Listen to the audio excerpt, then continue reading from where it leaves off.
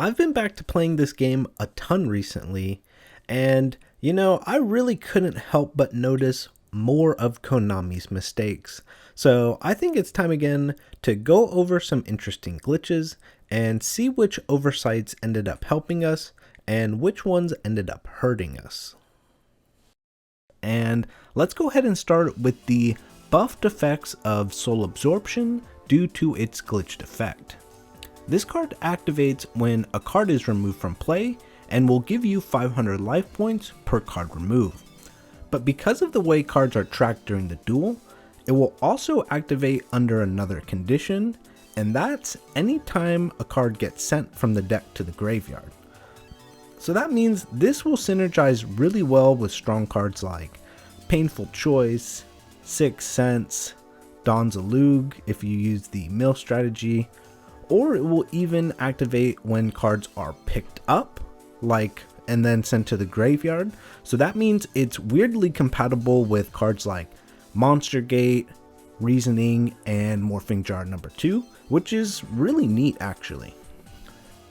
I tried to go through and test a bunch of these cards, and these were the only ones I could get to work. There are some really cool ones like Doom Dozer and Needleworm, but the only anomaly that I could find in the whole thing really was Foolish Burial for some reason. I don't know why it doesn't work, but it I guess doesn't really matter. Some of the other single card effects works like Robin Zombie, but regardless, this is a really cool touch that might even help in the 20,000 life point recovery challenge.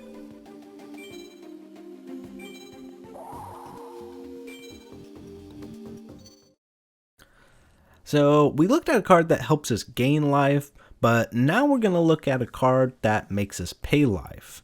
This is Ultimate Offering. It should need no introduction, but it does work a little bit weird. It is a continuous trap that lets you pay 500 life points to normal summon a monster onto the field. An interesting quirk about this card is that you can use it on your opponent's battle phase to set monsters, but from my understanding, this was part of the ruling, I think, back in the time, so honestly, who knows, pretty weird. Anyway, if you have no monsters in your hand while this is on the field, you're not allowed to pay any life points. However, if you have just one single monster in your hand, then you're allowed to chain Ultimate Offering's effect onto itself in order to pay as many life points as you want, even though you won't have that many monsters in your hand. This is sort of a buff, I guess, when you think about it, because there's some uses for it, like, another part of the reversal quiz OTK engine, but really it's a lot more situational than some of the other effects. Either way, you can use this card to easily complete the chain challenge. In case you're wondering, it will just knock it out, with 2,500 life points. And oh yeah, another neat part of this is that when you start applying the chains higher and higher, you're going to start to notice that it displays a little bit weird when it passes 10. And if you can gain a little bit of life points and you think, oh, I'm going to go to some crazy chain, there is a hard cap on 16 chains. So even if you try to bring in other cards to make the chain extend, the game will give you a hard cap at 16. So that's going to ruin all our fun there. Either way, this is definitely cool to look at.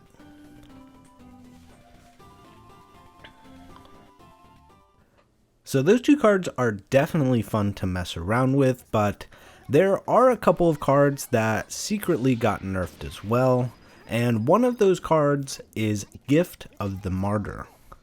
This is the card that allows you to sacrifice one of your monsters to give the attack of it to another one of your monsters. And while it's not really a competitive card, this could be useful during some of the weirder challenge style objectives where you either need to do a large amount of damage or maybe you need to do it with a toon monster and you can kind of speed it up that way. But truly, the biggest draw to this card is that it gives the non-original attack, so the modified attack of the monster, to whichever monster you want to give it to. But in actuality, it actually does give the original attack instead of the boosted attack, which pretty much makes this card completely useless in most cases. And normally it wouldn't be a super big deal because there's Union attack in this game from the OCG, and it does something similar. And in fact, it was also widely used in Duel Links in combination with Gravekeeper's Vassal. But as you know, we don't have Gravekeeper's Vassal in order to bypass the effect of Union attack. So this one's actually kind of a decent hit and will ruin a little bit of our theory crafting for this game, but it's truly only a couple of challenges, so it's not too big of a deal. Now another card that got hit with a little bit of a nerf is Chainsaw Insect. This is the beefy level 4 monster with 2400 attack, with the drawback that lets your opponent draw a card whenever this card is attacked or attacks. This is a okay drawback on such a strong monster, but it kind of has that window where if it can hit your opponent directly, they aren't able to draw a card from it.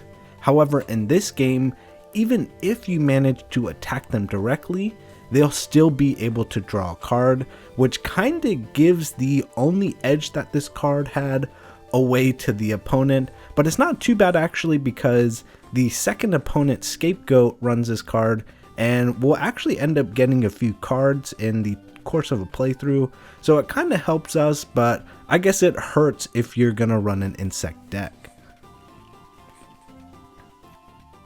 As most of you probably know, the Huge Revolution challenge is incompletable due to a bug, but that's not the only bug challenge.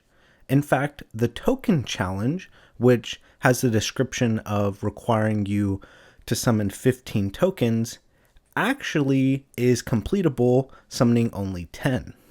So I've went through and set up a little game field with 8 summons total right now, and we're going to go ahead and get the last 2 from a Dandelion, and we're going to go ahead and finish out the duel.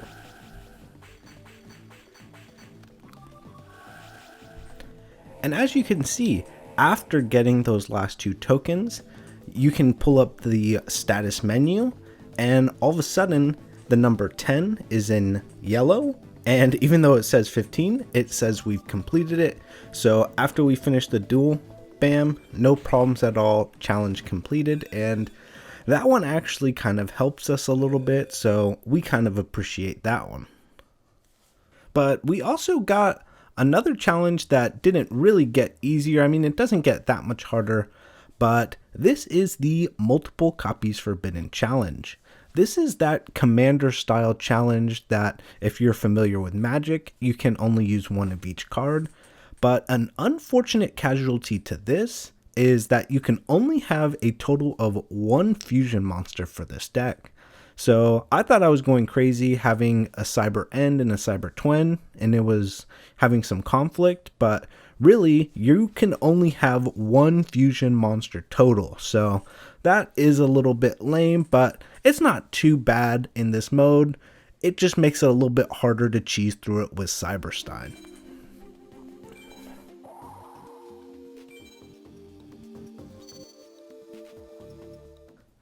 And so the last little thing I want to show you guys is for all the cool ones who stayed to the end, and this is a neat trick with the naming mechanism.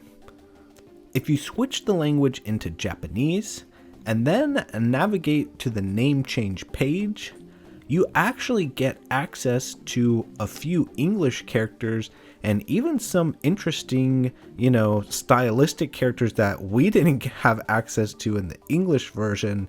So if you have a shorter deck name, or if you want to combine something, on the first and second line, you can do some really cool things, and it gives it a really unique flair when you use the Japanese letters. You can even get a little creative, and this is sort of my shoulder shrug guide that I've spent more time than I'd like to admit looking for all the little parts for, so you can do some really cheeky things like this too. And this is just something you can have fun with. And so yeah, even though we found more mistakes, I still give this game an A+ out of 10. And I've got some great content coming out for this game soon, but you never know what's around the corner. So if you have a favorite Yu-Gi-Oh game in mind, be sure to let it be heard in the comments. In fact, we've got World Championship 2011 currently in the lead after a coordinated strike in the comments, followed by Rechef of Destruction. Shout out to Z-Saber Slash. But do not be afraid to shill your favorite game in the comments down below.